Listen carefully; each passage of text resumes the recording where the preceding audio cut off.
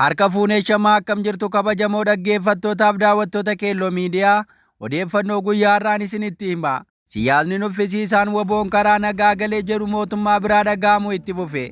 Oromiyaa keessatti goolama siyaasaa xumura dhabeetti qixa sirrii ta'een furmaata taasisuur aangaa'onni mootummaa Itoophiyaa diraamaadhuma hin qabne agarsiisuu jabeessaniiru. Yeroo hawaasni biyyattii gara itti galagalaa dhabee sadarkaa dinagdeen biyyattii hunkutaa'ee fiixii kufaatii irra ga'ee jirutti olola dhama hin qabne kan uummanni dhaga'u nuffisiisee adeemsisaa jiran. Bilchiginnaan Oromiyaa keessatti waboon waliin araara buusee leecalloo naannichaa gaagaama irraa hambisuur sadarkaa lafa gurguree meeshaa waraanaa bitachuutti ceera. Rakkoo olaanaa kufaatii dinagdee fidee jiru furmaata waraanaa taasisuur lafa Oromiyaa biyyoota Arabaatti gurguruutu irra wayya filannoo jedhuun sochii taasisaa jira.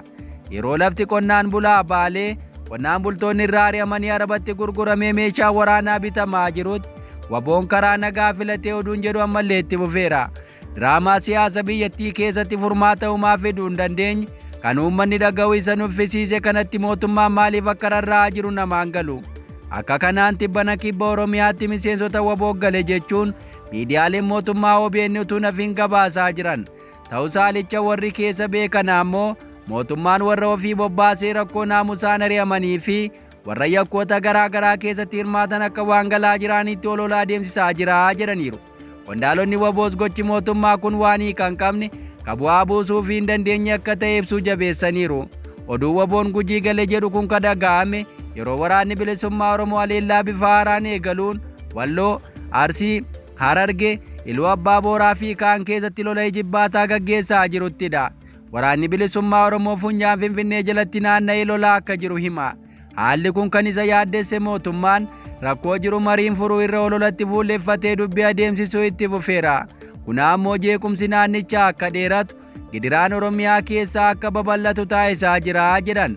Torbanuma kana waboon Adaamaatti haleellaa jabaa yoo raawwatu kaaba Oromiyaa Wallootti ammoo mooraa loltoota mootummaa seenuun du'aa fi madoona dabuu isaa gabaasaa tureera.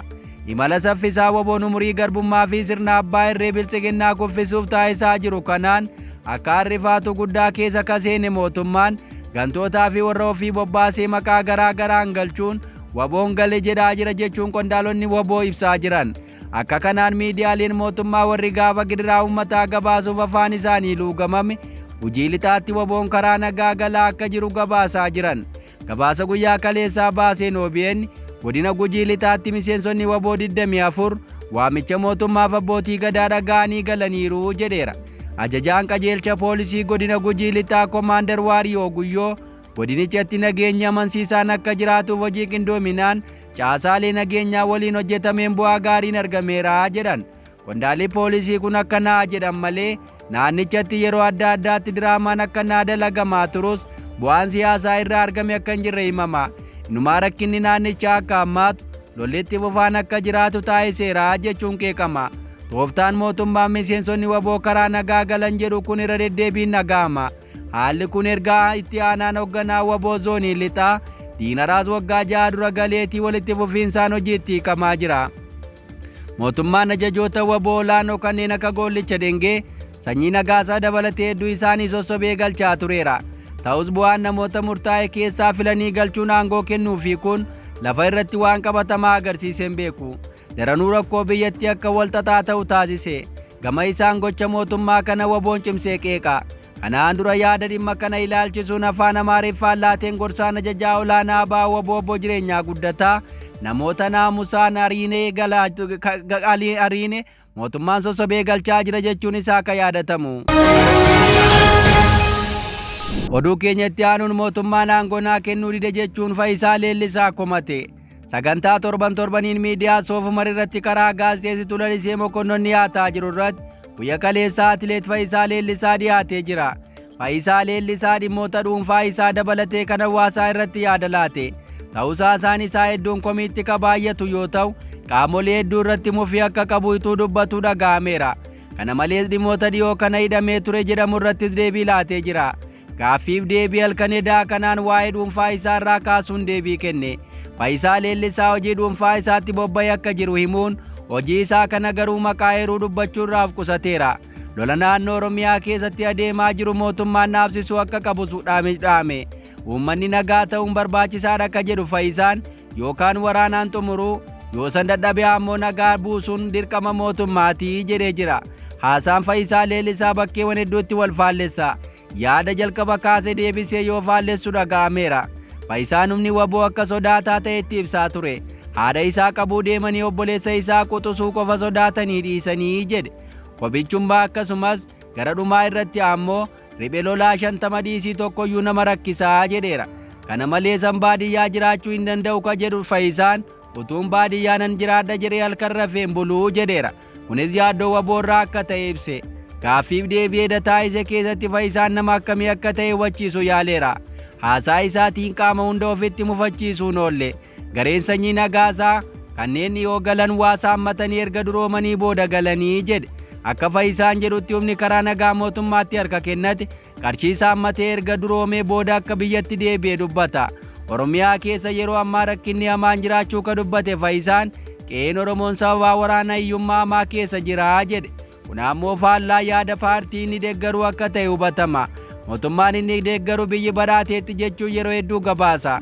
Faayisaan ammoo rakkinni uummataa gadachuu isaa cimsee hime. Hawaasni sadarkaa waan nyaatu dhabuurra ga'eera jedha. Qotuu faramachuu akka hin dandeenye kan hime Faayisaan rakkinni kun xumura argachuu akka qabu dhaame. Rakkoo kana ammeessuu keessattis mootummaan ga'ee qabaa jedheera. Mootummaan lolee dhabamsiisuu yookaas yoo dadhabee ammoo gara nagaatti fiduu qaba malee uummanni haala kanaan gidiramuu hin qabu jedheera. Oduu keenya itti aanuun Afrikaatti jaarmiyaan sadarkaa dinagdee jiruuf jireenya uummataa madaalee waggaan gabaasa dhiyeessu Afrikaa Biizines Insaayider qaala'insa jireenyaan sadarkaa magaalonni Afrikaa irra jiran baaseera. Akkaataa gabaasa jaarmiyaa kanaatti magaalota Afrikaa 10 bara 2025 akkaan qaalii jedhaman magaalaan Finfinnee jalqaba irratti heeramteetti. Haa ta'u malee gabaasa jaarmiyaan kun dandeettii waa bituu yookaan dinagdee uummataa ilaalchisee baaseen magaalaan Finfinnee tokko hanga 10 keessatti hin heeramne. Gabaasi xumura bara 2025 irratti gadhiifame kun qaala'insa magaalota Afrikaa 10 keessatti akkaan dabalee wayita qaacceessu kiraa manaa irratti fuulleffatee jira. Madaallii kanaan magaalonni tokko hanga 10 jiran Finfinnee, Keepitaawon, Kiigaalii, Wiindiyook, Piriitooriyaa, Yohaanisbarg, Kaasabilaankaa, Daar es Salaam, Raabaatii fi Luusaakaadha. Magaalonni jiraattonni isaanii dandeettii waa bituu qaban yookaan dinagdeen isaanii jabaa ta'e ammoo Yohaanisbarg, Piriitooriyaa, Keepitaawon, Darbaan, Raabaat, Maraakesh, Tiriipoolii, Gaaboroonee, Kaasabilaankaa fi Tuunis akka ta'e ibseera. Gabaasa kana keessatti magaalaan Finfinnee addunyaa irrattis magaalota qaalii ta'an keessatti heeramteetti. Sadarkaa 202 irratti heeramte. Jaarmiyaan sadarkaa qaala'insa magaalota Afrikaa baase kun galiin jiraattota magaalaa baasii manaatti akka dhumu ibse. Kun ammoo galii nama dhuunfaa qofaa osoo hin taane dinagdee waliigalaa fi jireenya hawaasummaa miidheeraa jedhe. Keessattuu bara kana dhiibbaan kiraa manaa akkaan olaanaa ta'uu ibsa kana keessatti heeramee jira. Sababaa kanatti manneen namootaa kaampaaniiwwanii fi walumaa galatti guddinni magaalaa quucareeraa jedha.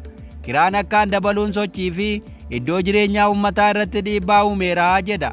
Jiraattonni hedduun mana humna isaaniin walgitu kireeffachuuf jecha iddoo hojii isaanii irraa fagaatanii handaara magaalaatti mana kireeffatu jedha. Kun ammoo baasii geejibaaf isaan saaxiluu yeroos jalaa gubaa akka jiru gabaasichi ibseera.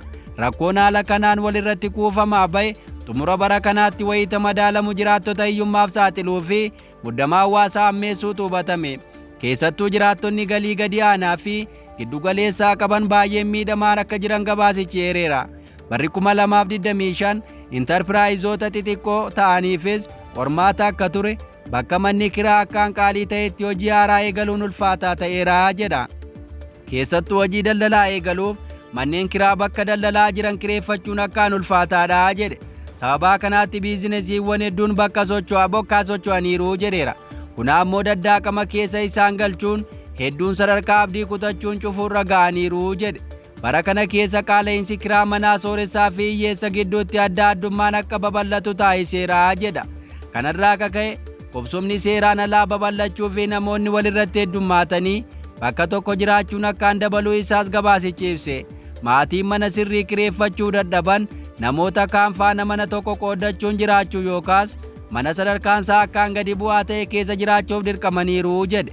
Haalli kun fayyaa hawaasaa barnootaa fi walumaa galatti qulqullina jireenyaa hawaasaa akkaan miidheera jechuun gabaasni kun akeekkachiiseera. Egaa dhaggeeffattoota Keelloo Miidiyaa odeeffannoon har'a of harkaa qabnu kanan gammaa dhaggeeffattan ture. Kanneen nu dhaggeeffataa turtan galatoomaa jecha nagaan nu tura.